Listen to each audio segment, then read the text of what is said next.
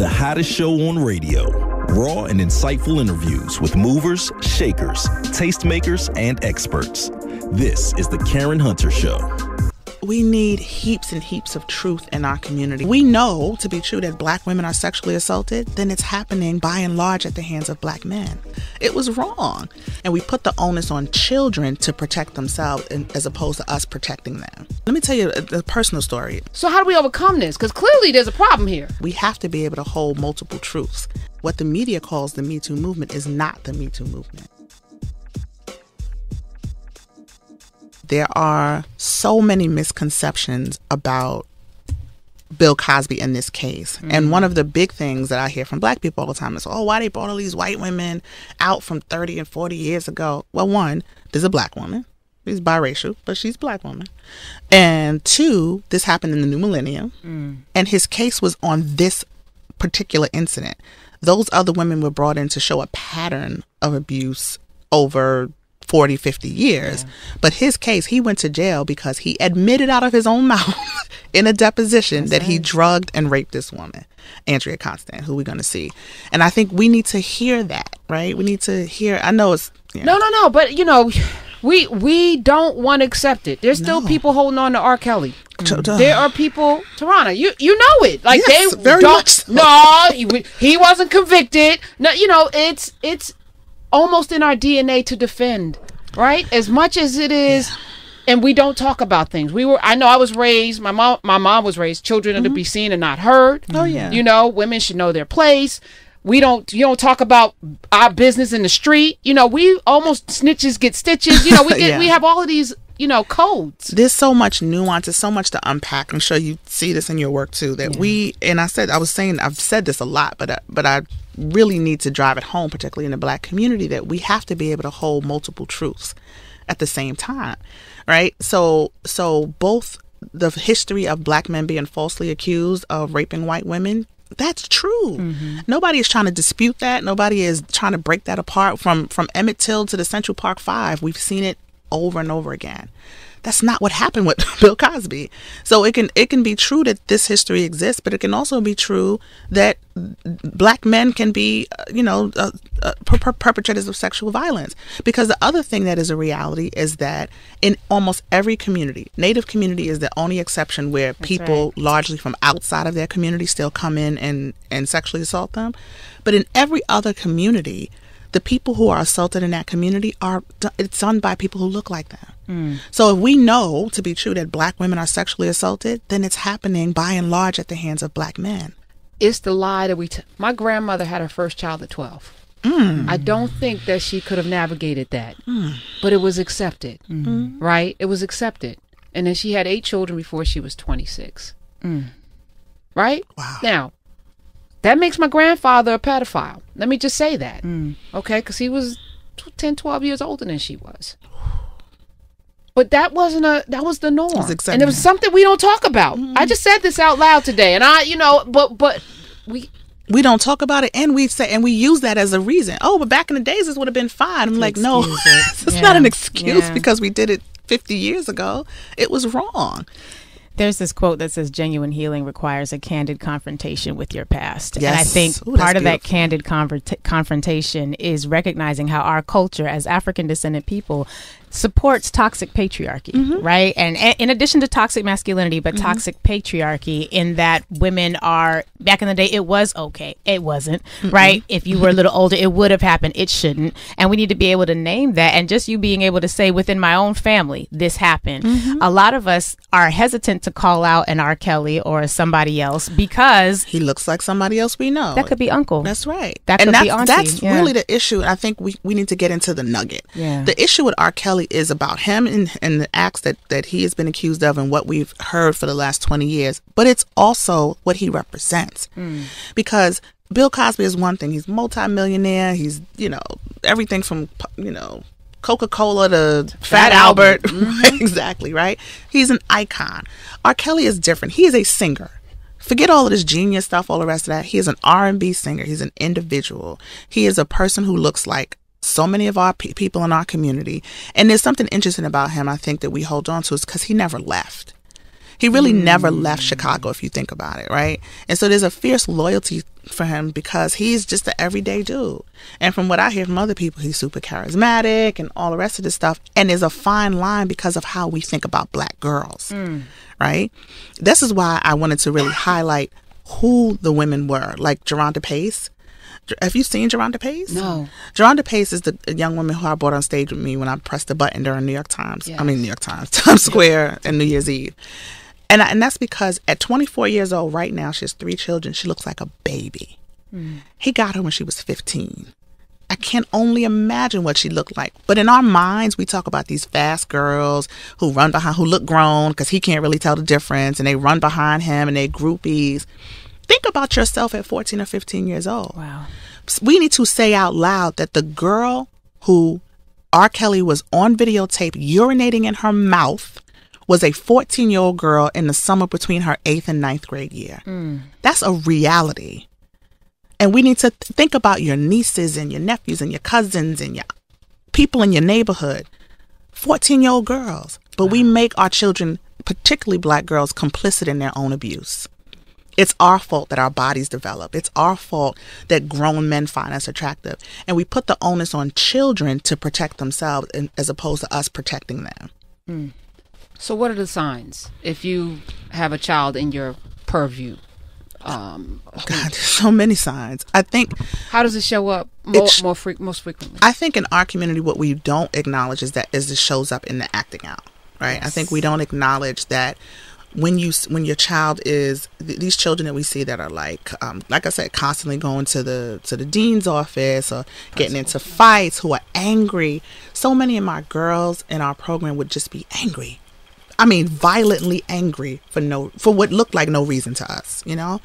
And we would love on them and take them places and expose them to things. And we couldn't crack that. Not like, what's the matter? Until you start peeling back the layers of what they're holding on to. How do you start the conversation? Because for a lot of us, we don't even know how to start a conversation. This quote that you gave was so beautiful because it really is about radical honesty. Some of us have to just start it. You have to ask the questions. Are you being touched? No, let me tell you a personal story. My daughter's fine because we talked about this. My daughter's a survivor as well. When my daughter was the incident that happened with her happened at 5 years old. And I promise you, and parents will understand this too, I knew right after it happened in my spirit. Right? I saw a shift in her personality. And here's another thing about how it shows up. We look for like the girls who act out, whatever. You also need to look for the perfectionists. Because that's how it showed up for me. And that's how it showed up for my daughter. I noticed that she started becoming a people pleaser. She just wanted everybody to be happy with her and everybody to be accepted by everybody. And so I kept asking her the same questions. Has anybody touched you? Does anybody touch your private parts? And anybody bother you? And she'd be like, no, mommy, all the time. She was. When we come back, you're going to finish the story. No, okay. This is how we do this. It's all right. Cliffhanger. Welcome back to the hottest show in the galaxy. We have some frustrated singers in the studio. I'm not going to say who, because at any point in time, I might break out in song and verse horribly, by the way.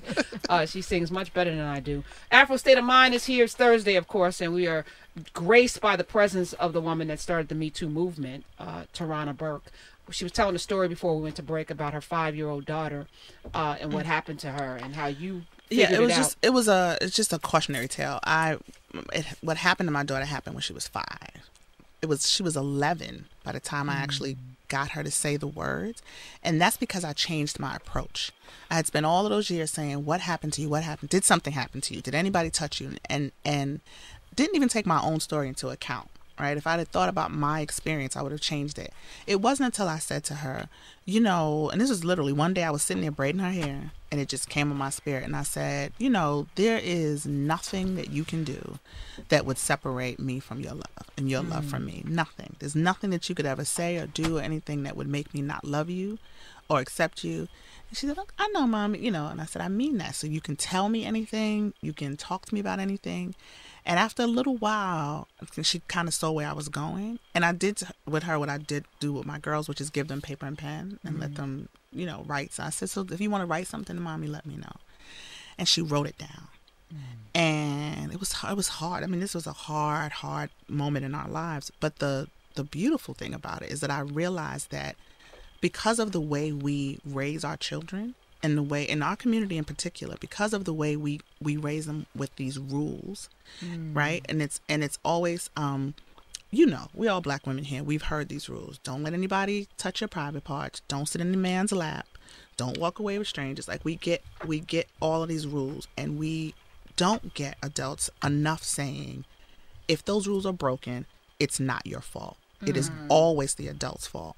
And so when you marry that to the idea that we also say, you know, clean up that kitchen, or all of those kind of things that the way we raise our kids, and they break those rules, and kids will say, you know, how many times have you told a little white lie to get out of, I meant to take out the chicken and defrost, and, you know, all of these kind of ways that we get so scared.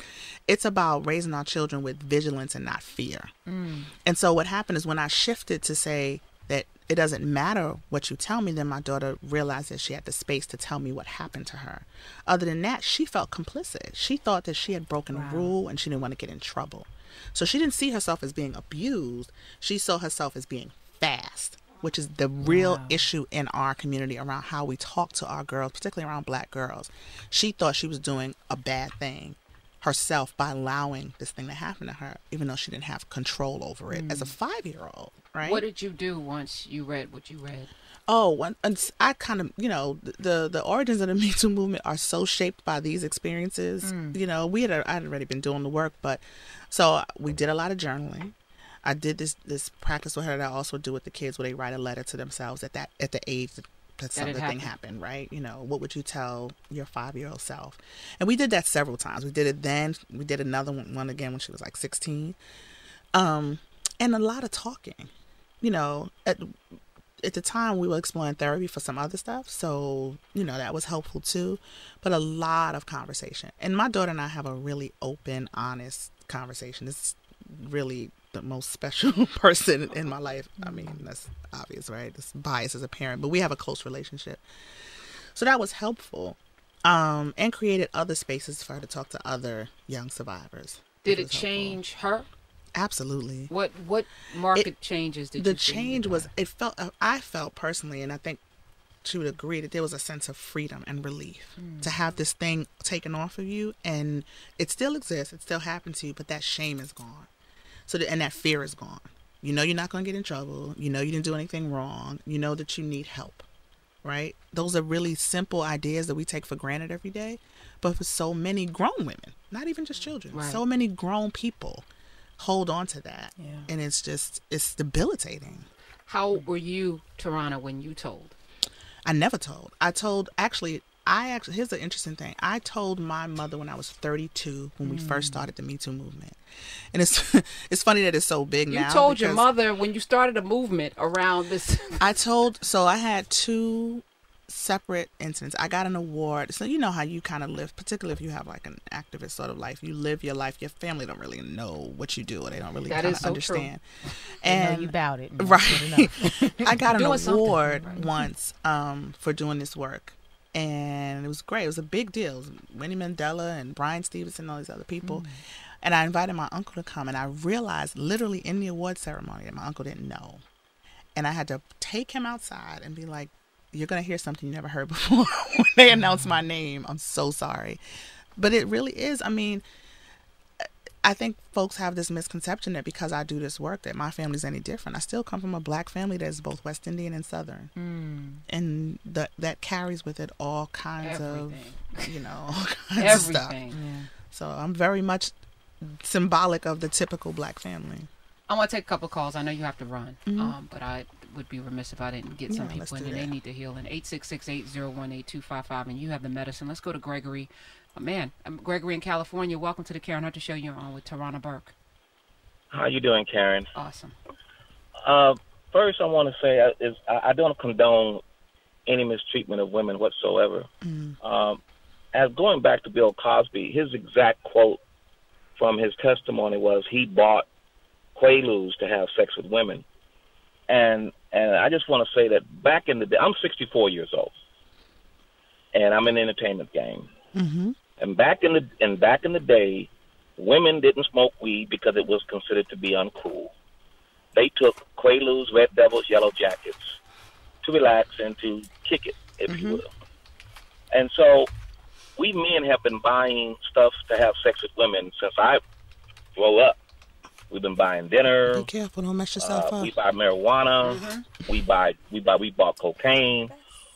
Everything we thought that a woman would like to have, so we could have sex with her. I mean, we did that. That being said,